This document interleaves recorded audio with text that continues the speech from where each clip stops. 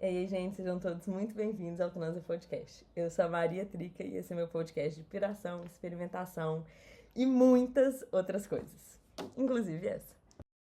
Transa.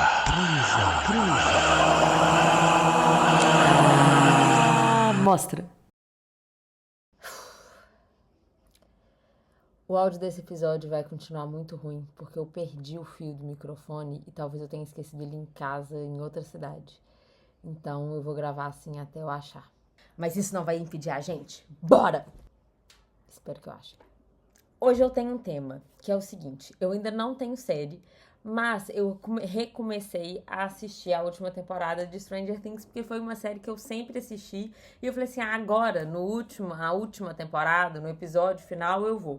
Até achei meio interessante essa coisa da tática deles de lançarem, tipo, em dias muito contrafluxo, né? Tipo Natal, Ano Novo, mas eles já têm uma bagagem que faz com que eles possam bancar mesmo. Falar, olha, a gente vai lançar o último episódio no pior, melhor dia do ano. Eu achei isso uma tática interessante. Sempre fico observando um pouco essas dinâmicas de lançamento, acho sempre curioso. Mas, por que eu decidi falar de Stranger Things? Porque nessa angústia de série, pensando um pouco sobre isso, eu fiquei pensando também, já que é um diário, eu vou contar mais ou menos de onde que veio isso. Tava lavando roupa numa lavanderia. E aí, uma criança, você fica esperando, né? A roupa bater e é um saco. E aí tinha uma família lá e uma criança tava conversando com o pai e ela tava numa fase muito interessante, que ela tava nessa fase, tipo, que nem é pré-adolescência, é tipo a transição infância pré-adolescência. Então, é quando a menina, ou o menino, ou qualquer coisa, começa a entender os trejeitos e a personificação de uma personalidade que começa a se construir na pré-adolescência e adolescência. E aí é muito legal porque ela fica performando e aí a gente vai vendo o quão risível é. Essa fase é muito curiosa, né? Porque você não tem mais a graciosidade da infância, mas você também não, não, não, não, não, não, não desinfantilizou totalmente e você começa a perceber demandas externas que vão começando a falar, olha, eu preciso me personificar, olha, eu preciso me apresentar de tal forma, eu preciso ter um tipo, um gosto, um trejeito, eu preciso ser mais cool. Você começa e geralmente isso vem do bullying ou dos sabe, desse desprezo que vem das crianças um pouquinho mais velhas, tipo as pré-adolescentes, que também ainda estão, assim, tentando se entender nesse lugar, porque os adolescentes não necessariamente menosprezam mais essas crianças, mas os prézinhos menosprezam. E aí é geralmente assim, nossa, você ainda brinca, você ainda não sei o quê, e aí a criança começa a ser cobrada e vê que as táticas de infância dela não surgem efeito mais nos adultos, e aí ela começa nessa fase ali estranha de começar a tentar, e aí é muito legal, porque é tudo muito fanfarrão, assim, é uma reprodução muito mal feita, mas linda, porque tá explorando tudo. Então a criança tá realmente ainda meio brincando e explorando e reproduzindo esses gestos super performáticos de um adolescente. E aí é muito engraçado, porque parece quase um pastiche. Pastiche? Tipo, parece quase que ela tá zoando a coisa. Parece que ela tá brincando, tipo assim, fazendo um estereótipo zoado, mas não é. E aí essa coisa, assim, meio farsesca, que não chega a ser, porque tá tentando ser mesmo, é muito preciosinho, assim. E aí eu fiquei pegando viagem nessa criança. E aí, ela falando com o pai, aí ela falava nos trejeitos, assim, sabe? Que é muito engraçado. Tipo, usando algumas gírias tipo, mexendo no cabelo. E aí ela me via, assim, via que eu tava pegando viagem nela. Aí que ela dava uma performada mesmo, assim. Porque aí, né, eu sou a menina mais velha, na verdade, mulher já, adulta, senhora. Mas, né, ali na cabeça dela, ela tava tipo assim, então deixa eu dar uma impressionada.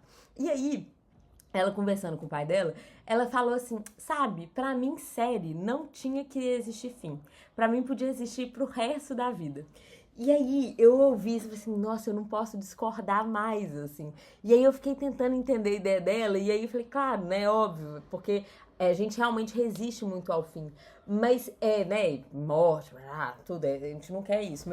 Mas ao mesmo tempo, pra mim, boa parte da graça da série é o final dela.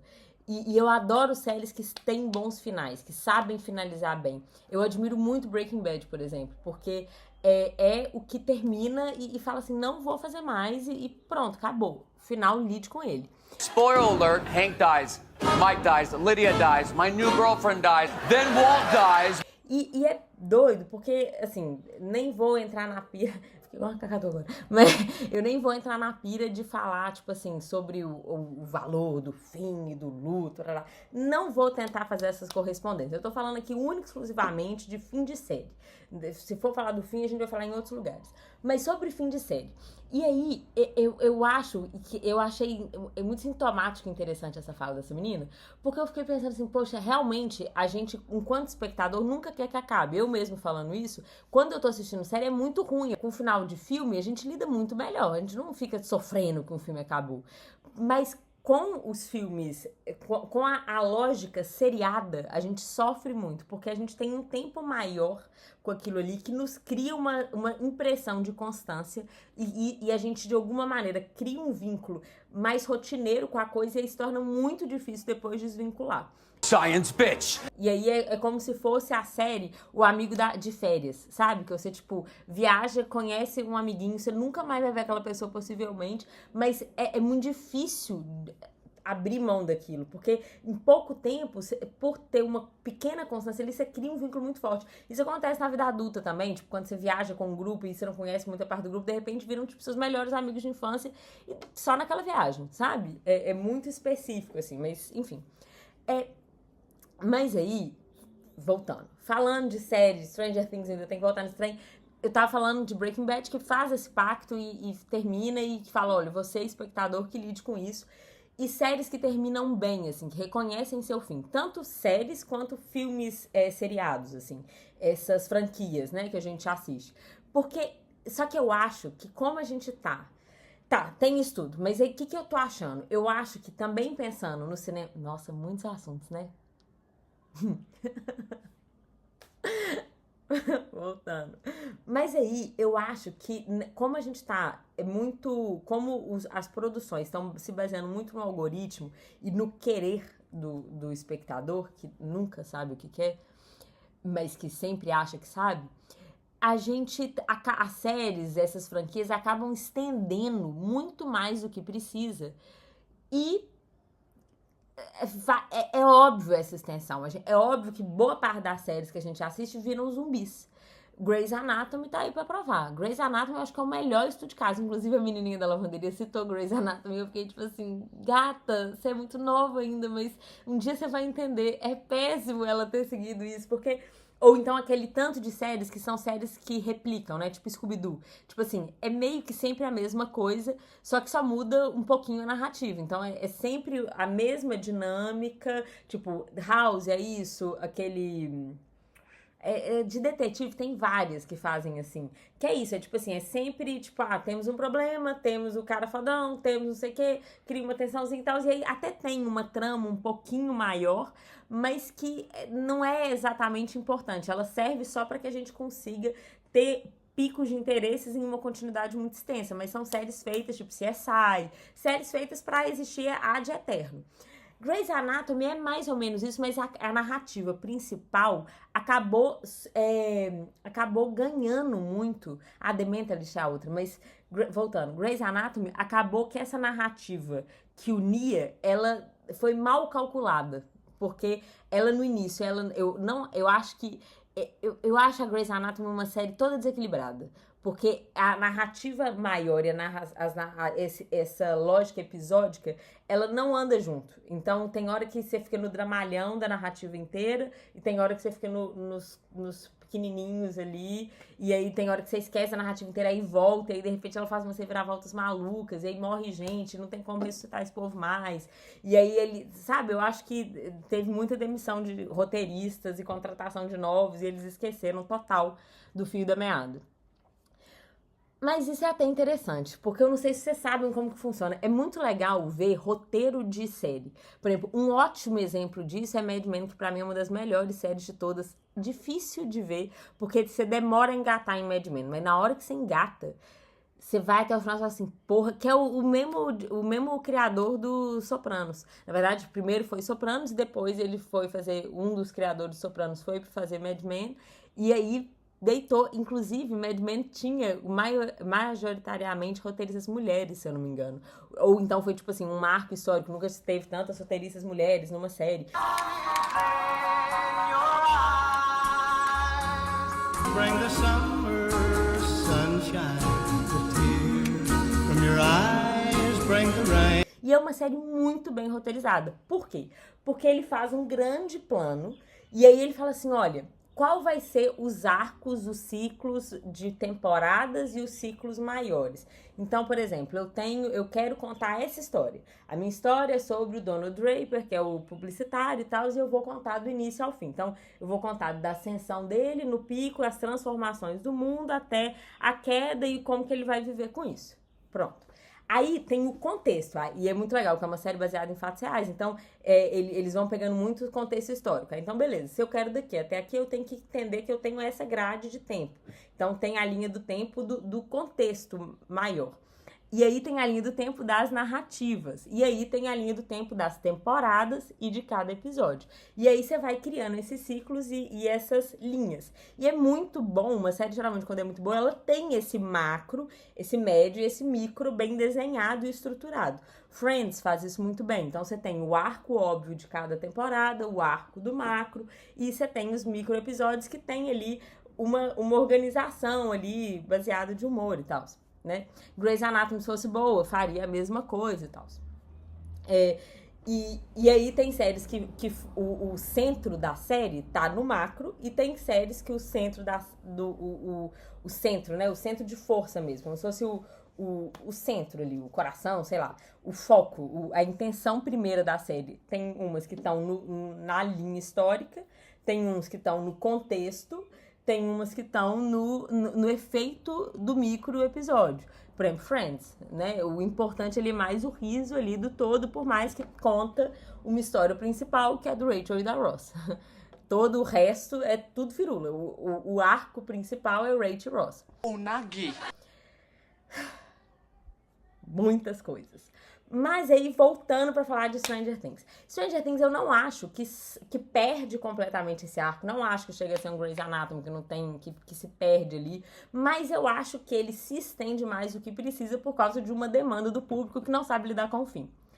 E eu acho curioso porque Stranger Things se baseia num tipo de filme muito maravilhoso e popular nos anos 80. Tipo assim, ele pega todo o universo dos anos 80, mas principalmente esse imaginário infanto-juvenil dos anos 80. Que aí são filmes como Os Goonies, Conte Comigo, que eu amo e tal, que são filmes que lidam um pouco, na verdade que lidam muito, com essa dinâmica do fim, de lidar com o fim.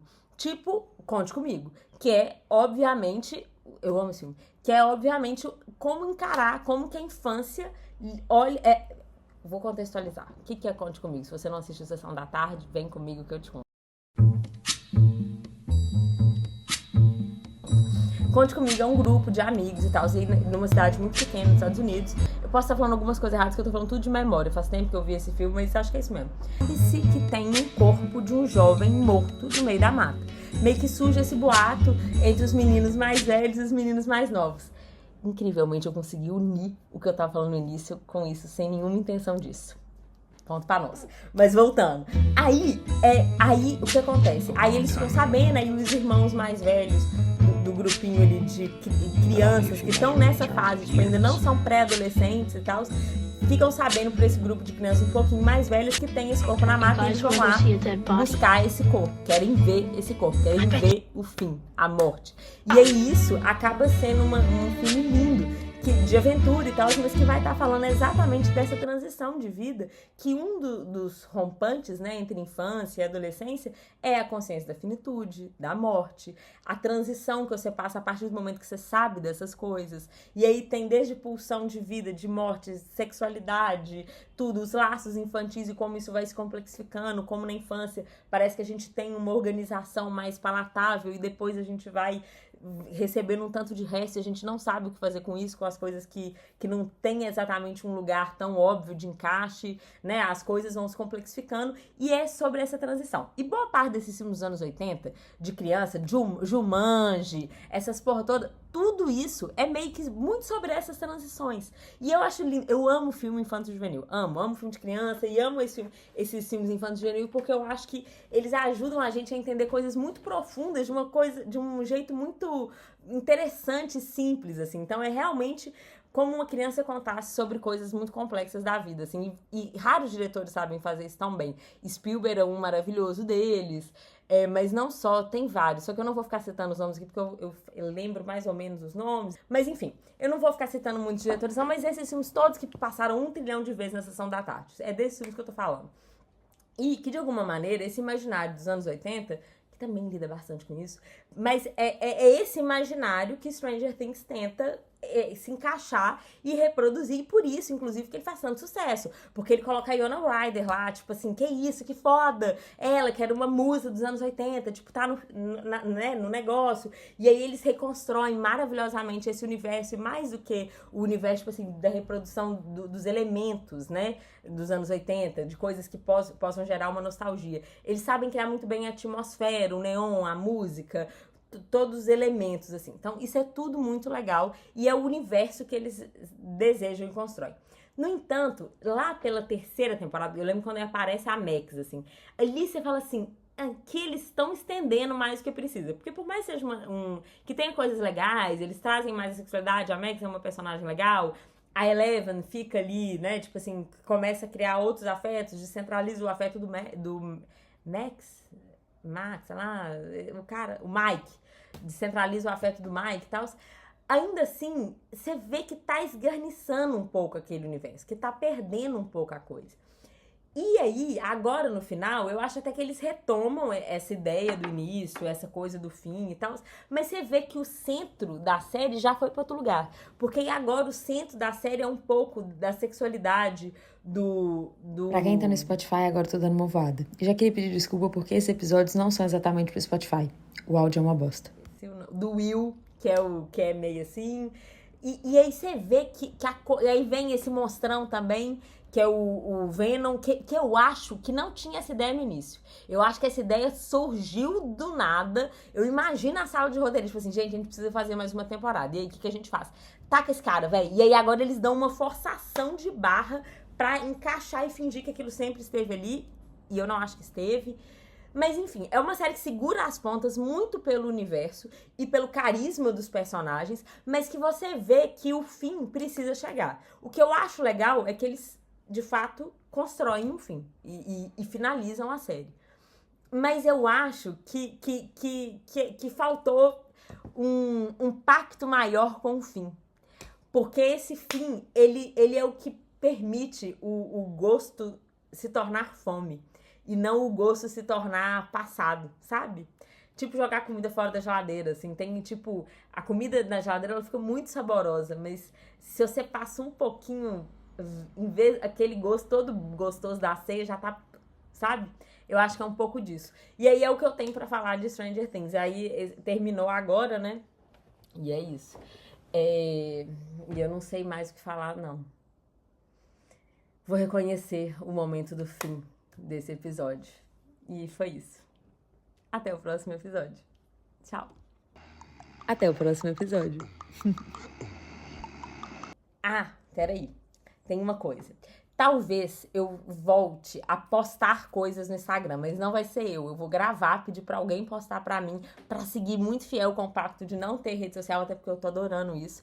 Mas talvez tenha, porque ninguém tá vendo isso aqui. Vocês não entenderam, é porque tudo se perde e dilui no Instagram, né? Mas ninguém tá entendendo que eu vim pra cá e que eu tô gravando esses vídeos. E boa parte da intenção de estar aqui gravando é que a gente aumente o público, que a gente fortaleça essa comunidade. Então, se eu postar, não é porque eu voltei.